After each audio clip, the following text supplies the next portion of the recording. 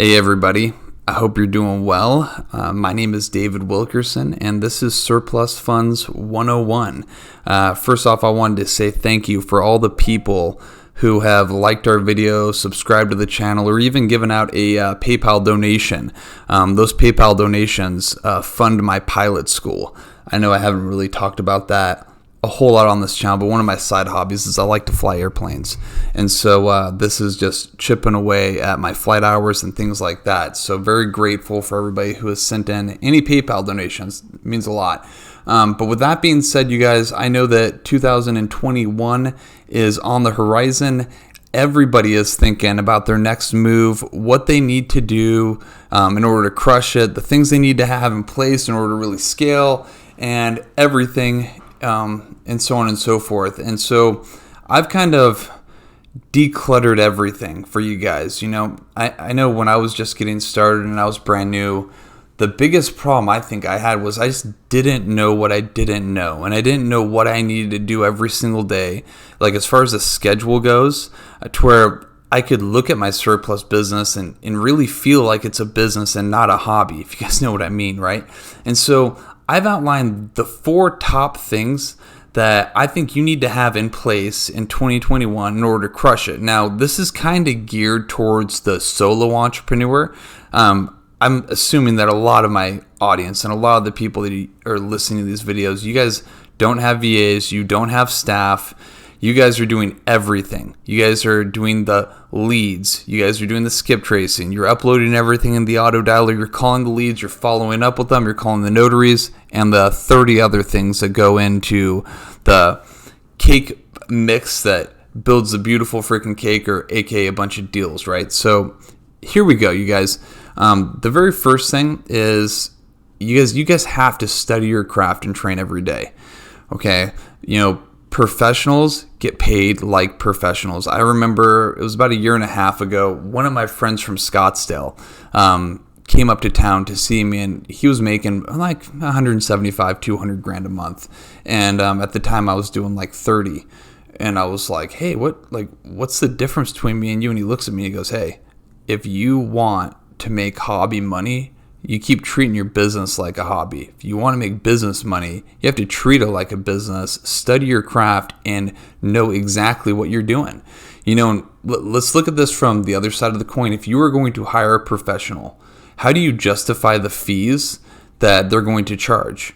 Like, you're going to expect that they're going to know what they're doing.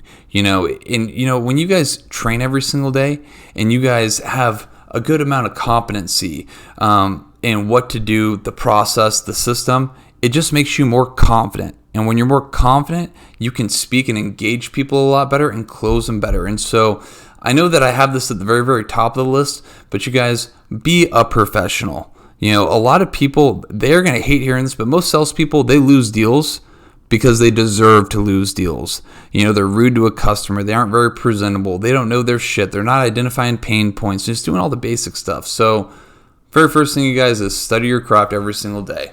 Second thing, now, making phone calls is number 1, because without phone calls, you wouldn't have people to follow up with. But as I've said it multiple times through a lot of these videos, the money is made on the follow-up, okay? You guys, if you tell somebody you're going to call them tomorrow, sit in your fucking computer and do what you said. You know, your follow-up sheet should be the most important thing that you do every single day, because when you tell somebody you're going to follow up with them and you don't, what does that subcommunicate to them? That you're an unreliable person that can't get the job done. Okay, and let me tell you something about losing trust with people. Once you lose somebody's trust, it is almost always, no matter what happens, impossible for you to regain it. Okay, and if you don't have somebody's trust, they're not doing business with you. But regardless, you guys, follow up every single day. You know, and some people, you're going to have to follow up with them a couple times. There's some people you're going to have to follow up with for years. I mean, as a matter of fact, there's a lady, I've been trying to buy her vacant house here in my hometown for the past 5 years. I call her up every other week. I probably knock on her door once a month. I've been doing that for years.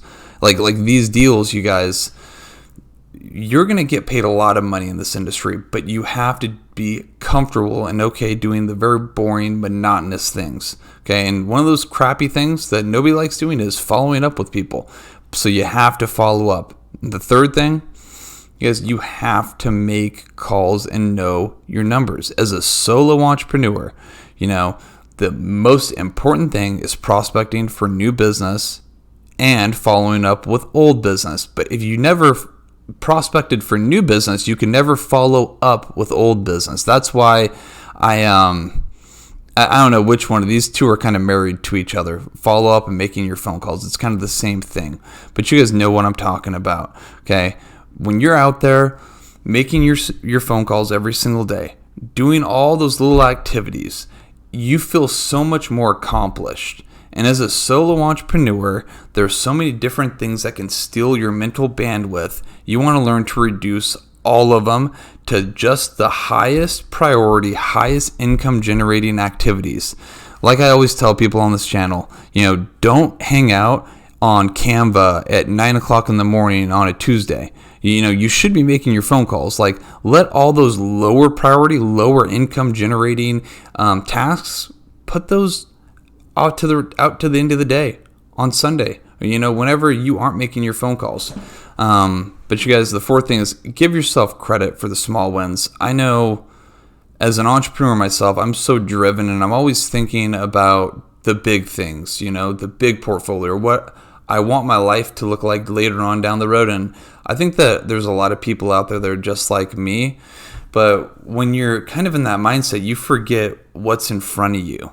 And you forget to remind yourself all the little things you've done and accomplished and broken throughout your life to get you where you are. And even though you might not be where you want to go, you guys, all these little things make up the big things. So I think it's really important, you guys, to give yourself credit for the little wins, the little victories. And now, when I say little wins, like actual accomplishments, making 2 phone calls, that doesn't count.